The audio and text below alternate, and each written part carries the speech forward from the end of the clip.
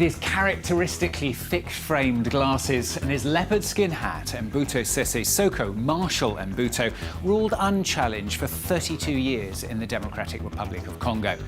He came to power in 1965 amid two successive coups. He was supported by the former colonial power Belgium and by the US in the ongoing fight against communism.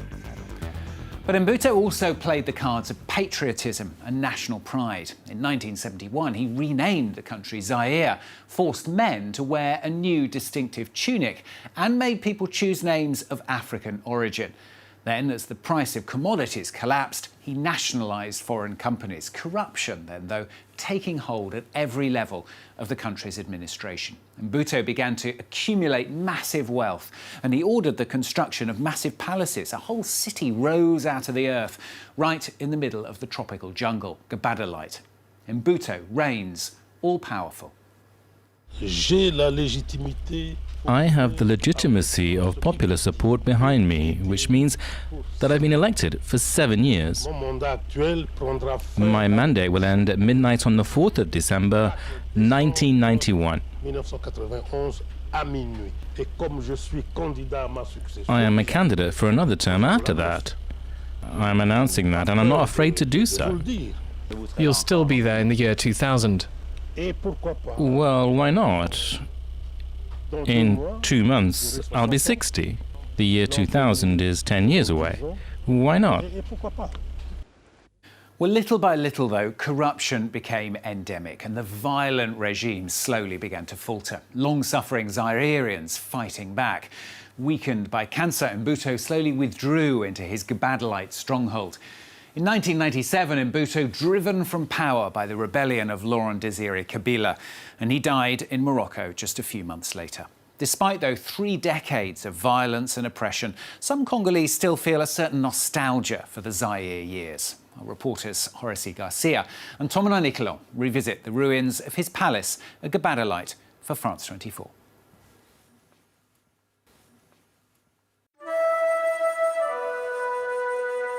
It was known as the Versailles of the jungle.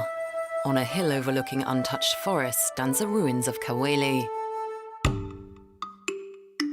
A magnificent 15,000 square metre palace complex, once the favourite home of Mobutu Sese Seko. Those who knew it remember a luxurious, almost surreal place.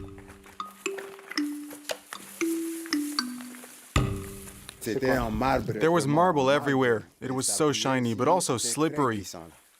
Today, what remains of the palace's rooms gives us a glimpse of Mobutu's legendary opulence.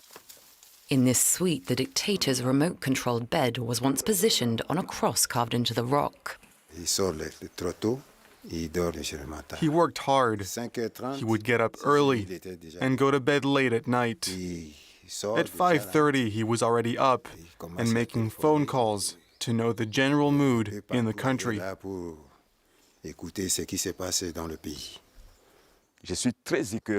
I'm very upset because I know how his residence used to be.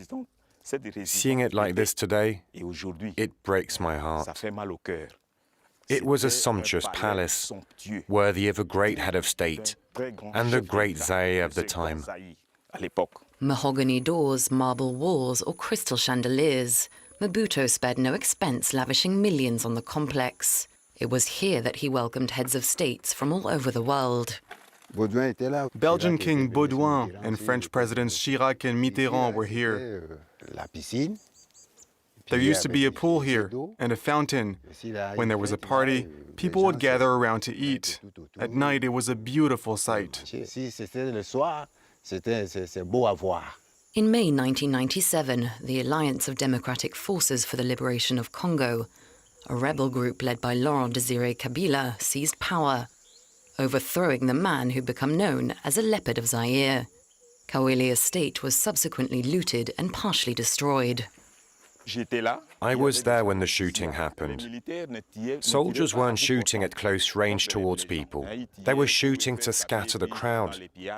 After that, they would start looting the place. Then they left. But our father Marshal was already gone. It was the end of his reign. He was ill. There was a cargo at the airport. It took him to exile. One morning, after 32 years of dictatorship, Mobutu fled the country via Badolite Airport. He would never return.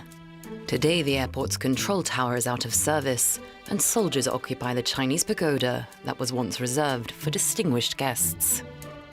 During the 1970s, at the peak of the leopard's reign, the 3,200-meter-long runway could accommodate a Concorde, under the stunned gaze of the town's residents.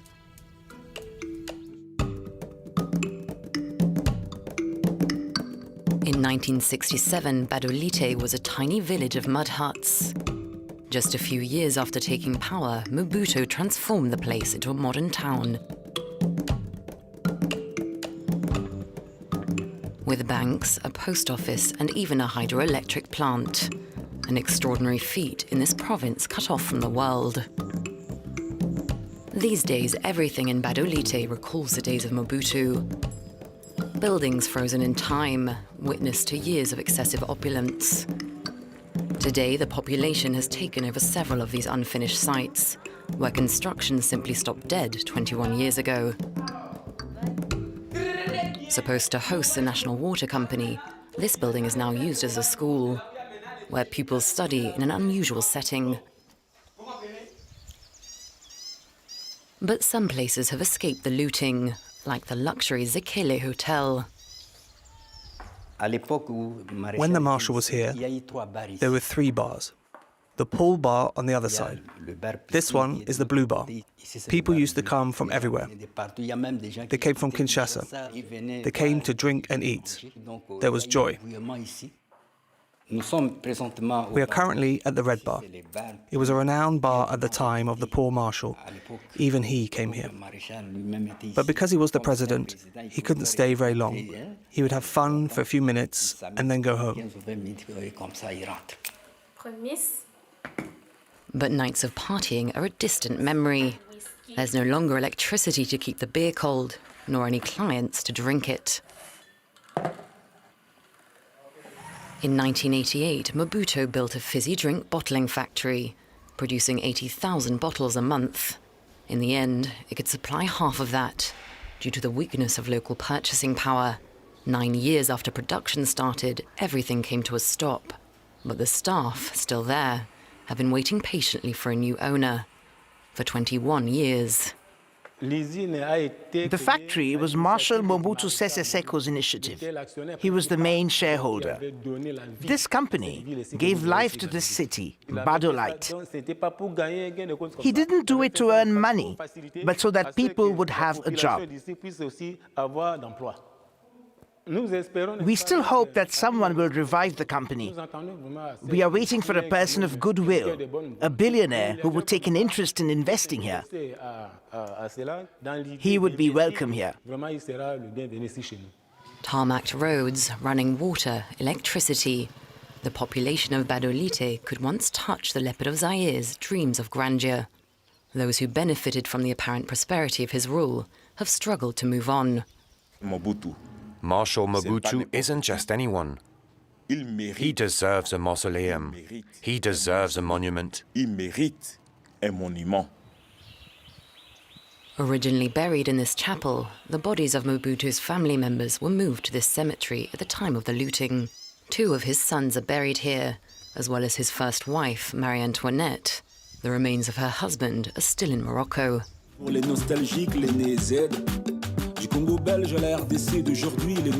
Papa Marechal, as the Congolese call him, today inspires a young generation of artists who were only children when the Democratic Republic of Congo was known as Zaire. Il s'appelait Mobutu et pendant quelques 32 ans, il a régné en roi.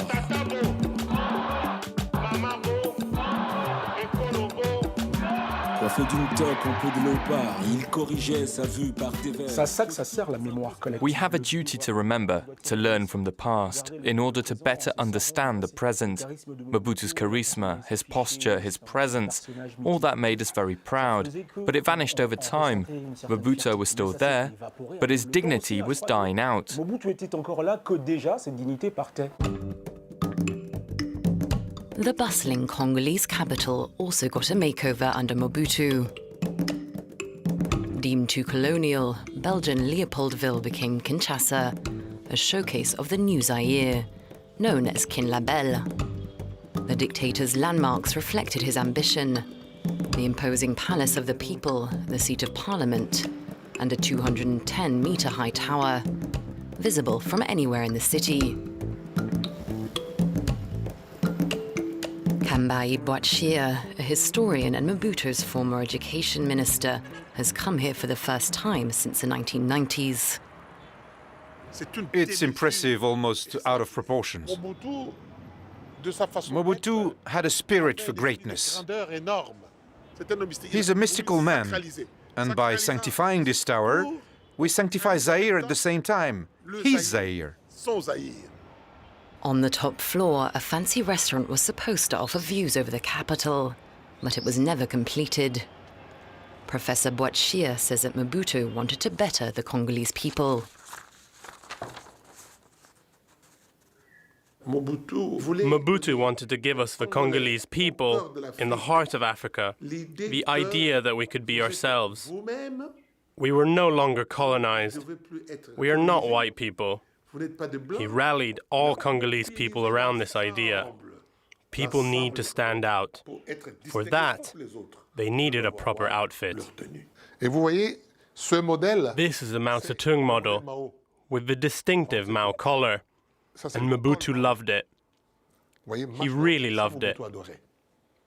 And today, when you wear this in Kinshasa, people look at you and they think, how elegant is this man?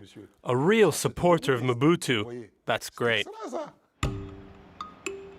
But behind the gleaming facade, Mobutu was leading the country to ruin. The absolute ruler shopped, ate, and at times imitated a European lifestyle, increasingly detached from his people, distancing himself further and further from reality. In Kinshasa, as elsewhere, dissident voices were silenced, his opponents tortured and murdered. In 1966, 8 months after his rise to power, Mobutu ordered that 4 politicians be hanged in the stadium, accusing them of plotting against the government. The people had been warned. Under his rule, protests were frequently repressed, often violently. At this stage, it was getting complicated for the regime. That's when order was given to shoot at close range. One of my friends named Muamba was the first victim. When he fell, we realized that the situation was serious. We scattered, and the soldiers kept on shooting randomly. 17 people died on the site. Students were protesting against the cancellation of meals at the university canteen, a sign that Zaire had to tighten its belt. He did well when he first came into power, but from 1969 until he left, it was a disaster. When he felt we no longer wanted him, there was no stopping him. Today, in the middle of a political crisis, some long for Mobutu. In Kinshasa, the Union of Mobutist Democrats are keen to revive the flame. Marshal Mobutu is the father of our democracy. He was the one who allowed political pluralism back in April 1990.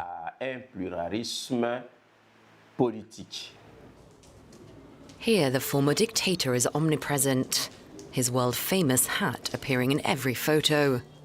Political and religious leaders once flocked from all over the world to meet the leopard, and Mobutu knew only too well how to charm them before he crossed a red line. We, the people, started feeling that he was being let down by those who used to call themselves his friends. They were not here for him through the tough times, during his sickness. Considered to be one of the most ruthless dictators of the 20th century, Mobutu is nonetheless revered by some today in the Democratic Republic of Congo. We tend to create an idealistic image of the former president against a new one. When our current president leaves, the next one will make us idealize him, and so on. At the end of December, the Democratic Republic of Congo will hold a presidential election. The final meetings before the vote are an opportunity for the nostalgic to speak up.